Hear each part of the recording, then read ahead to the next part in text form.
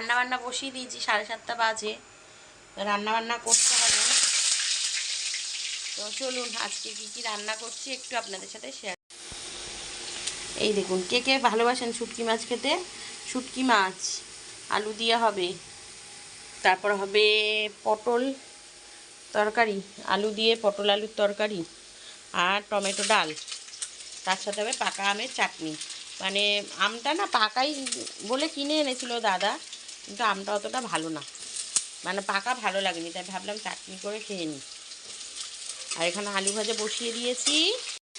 এই যে আলু ভাজা হয়ে গেছে, আর এখানটায় পটল ভাজি, আর এই যে পাকা আমের চাটনি করছি। পাঁচফোড়ন দিয়েছি, শুকনো লঙ্কা দিয়েছি, হলুদ নুন দিয়ে এখন ভালো করে কষছি, মানে আমটাকে নরম করব। আর এখানে টমেটো ডাল করব, ডাল নিয়েছি। আর এটা পটল আলুর তরকারি দিয়ে দেবো। আদা, কাঁচা লঙ্কা আর গুঁড়ো মশলা, পেঁয়াজ, একটা ছোটো একটুখানি পেঁয়াজ আর টমেটো। এদিকে আলু কেটে নিয়েছি। এখানে হবে শুটকি মাছ, এই যে শুটকি মাছ হবে। গুড মর্নিং, আমি প্রণমী। আমার একটা নতুন ব্লগে আপনাদের সবাইকে স্বাগত। তো রান্নাবান্না তো দেখলেন বসে গেছে, আর এখানে পাখা চালিয়ে দিই। আর কোণে দেখুন ম্যাগি খাচ্ছে। ম্যাগি কত গরম, একটু হাওয়ার দিকে এসে খাবে তো। আর ওয়েদারটা আজকে একটু মেঘলা মেঘলা হয়ে আছে, বৃষ্টি হতে পারে। তো রান্নাবান্না এইদিকে আমার কমপ্লিট। বড় মেয়ের জন্যে পটল আলু তরকারি, ডাল, ভাত আর আলুর চোখা করে দিয়েছি। আর ওইদিকেও শুটকি মাছ দিয়ে ভাত খাচ্ছে। এদিকে সব তরকারিগুলো দেখিয়ে দিলাম আপনাদেরকে, যে সব রান্নাবান্না আজকে আমার কমপ্লিট একদম। আর ওকে অল্প দিয়েছেও, বেশি নেয়নি। আর শুটকি মাছটা খেয়ে গেল, কারণ কি ও তো বারবারই বলি আপনাদেরকে, মাছটা ওখানে নিয়ে যাওয়া যায় না। তো আপনারা সবাই কেমন আছেন? আশা করছি সবাই ভালো আছেন, সুস্থ আছেন। আমরাও ভালো আছি আর সুস্থ আছি। তো বড় মেয়ে বেরিয়ে গেল, এদিকে লোন বসেছে, আর আমি একটু চা বানিয়ে নিলাম। আর কালকে 3টে রুটি ছিল বাসি, সেটা একটু তেলে ভেজে নিয়ে চলে এসেছি। কে কে এইরকম ধরনের চা দিয়ে তেলে ভাজা রুটি খেতে ভালোবাসেন, কমেন্টের মাধ্যমে কিন্তু জানাবেন। তো ছোটো মেয়ে ম্যাগি খেয়ে নিয়েছিল, তখন ওই 7:30টার দিকে ও তো ম্যাগি খেলো। আপনারা দেখলেন, আমি বললাম যে রান্না বসিয়ে দিয়েছি, তখনই ওকে ম্যাগি করে দিয়েছিলাম। তো এখন আমার সাথে বসে চা আর একটা ওই রুটি নিল। 3টে রুটি ভেজেছিলাম, তার মধ্যে একটা খেলো, আমি 2টো খেলাম। তা খেয়ে দিয়ে আর তো কোনো কাজ নেই, কি করব ভেবে পাই না। তো একটু ঘরদোরগুলো ধরতে হবে, কিন্তু আজকে আর ধরবো বলে ধরা হয়নি। ওই রান্না হয়ে গেলে তখন রান্না হয়ে গেলে তখন যেন আর মনে হয় না কোনো কাজ করি, ভালো লাগে না। তো বসে বসে মনে হয় যেন দিন কাটাই। তো ওইদিকে লোনের মতন লোন দিচ্ছে সবাই, আর এখানটা আমি আর মেয়ে চা খাচ্ছি। চাটা, আর আপনারা ভিডিওগুলো প্লিজ দেখছেন না, আমাদের একটু দেখুন, কমেন্ট করুন, শর্ট ভিডিওগুলো দেখুন। তো এইদিকে কর্তাবাবুকে ড্রামগুলো কাটতে বলেছিলাম, গাছ দেবো। কতগুলো লঙ্কা চারা বেরিয়েছে আপনাদেরকে তো দেখিয়েছি, সেই লঙ্কা চারাগুলো আলাদা করতে হবে। তো এই দেখুন, দুপুরবেলা আর খাওয়া দাওয়া আপনাদের সাথে শেয়ার করিনি।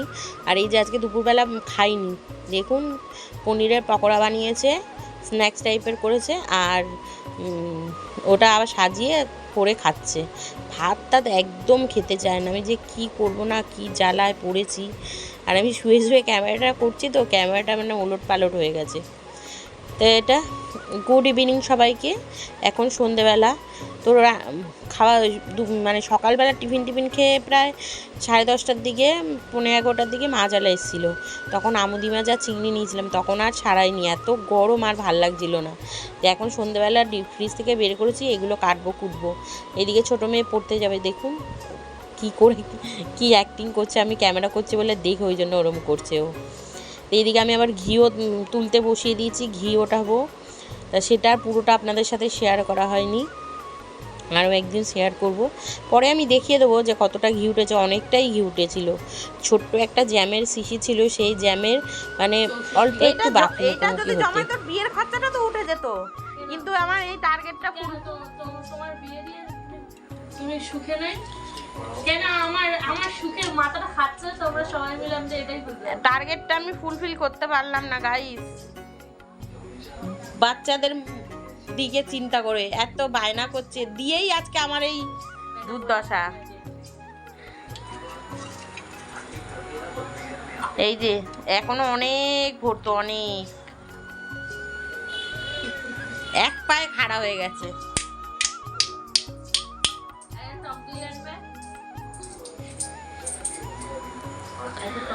স্বপ্নটা আমার ফুলফিল হবে না।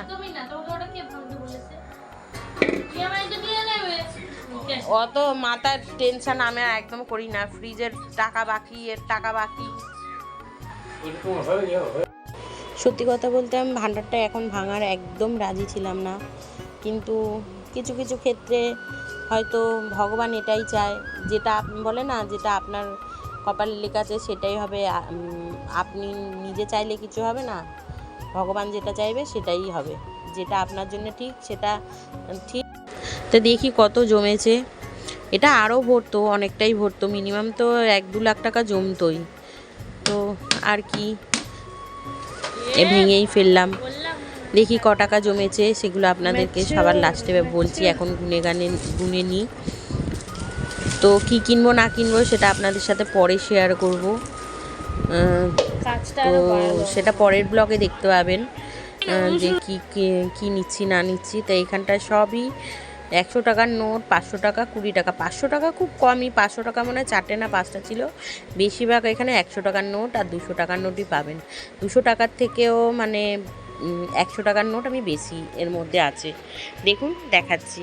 আর প্রত্যেকটা 2টো করে 100 টাকার নোট মোড়া রয়েছে। এগুলো যখন কর্তাবাবু আমাকে বাজারে টাকা দেয়, তার থেকে আমি বাঁচিয়ে বাঁচিয়ে আমি 200 টাকা করে রাখি। তাও তো অনেক মাস রাখা হয়নি আমার, প্রায় 2-3 মাস রাখিনি। তারপরও আমার এইটা কেনা হয়েছিল 2 বছর হয়ে গেছে। তার মধ্যে মানে ধরুন একটা 2 বছরের মধ্যে 1 বছর হয়তো রেখেছি, 1 বছর হয়তো রাখা হয়নি। তো এখানে পুরোপুরি 40,000 টাকা হয়েছে। তো এই 40,000 টাকা কী করি না করি আপনাদের সাথে শেয়ার করব।